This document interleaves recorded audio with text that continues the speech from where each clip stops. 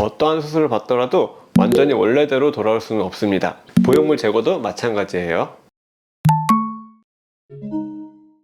Mark Plastic Surgery.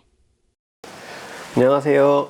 마크 성형외과 전문의 이우진 원장입니다. 보형물 삽입에 관한 영상들은 많은데 보형물 제거에 대한 영상은 드물더라고요. 먼저 알아두셔야 할 전제사항으로는 어떠한 수술을 받더라도 완전히 원래대로 돌아올 수는 없습니다. 보형물 제거도 마찬가지예요.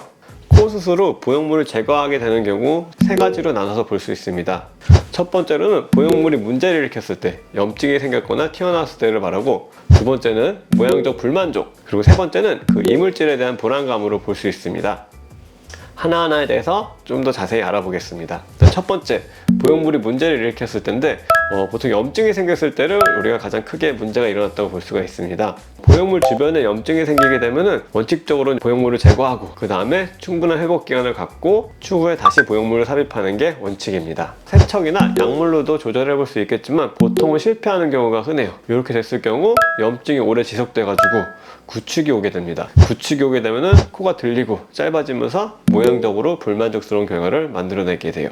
두 번째로는 모양적으로 불만족스러울 때, 처음 코 수술을 받으시는 분들은 보통은 이 미간을 굉장히 높이고 싶어 하십니다. 얼굴이 긴 분들, 특히 이 중안면부가 긴 분들은 이 미간을 높이는 데 있어서 굉장히 주의를 하셔야 돼요. 이제 우리가 미간을 높이게 되면 그만큼 코가 위에서 시작해가지고 코가 길어짐으로써 조화롭지 못한 결과가 나오게 됩니다.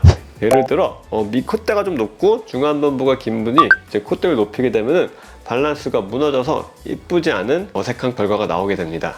보형물을 낮은 걸로 바꾸거나 심지어 보형물을 제거하게 되는 경우도 있습니다. 그래야지 코가 좀 짧아지면서 더욱더 조화로운 결과를 낼 수 있습니다. 마지막으로는 이제 이물질에 대한 불안감입니다. 미용적으로 결과가 좋고 따로 문제가 없지만 내 몸에 이물질이 있다고 해서 좀 불안해 하시는 분들이 있어요. 이러한 경우 모양은 어느 정도 포기하더라도 정신적으로 스트레스를 덜 받기 때문에 보형물을 제거하게 됩니다. 오늘은 코 수술 후 보형물을 제거해야 되는 경우 간단하게 이야기해 보았습니다. 이 내용도 도움이 되었길 바라면서 다음에 좀 더 유익한 정보로 찾아오겠습니다. 마크 성형외과 전문의 이우진 원장이었습니다.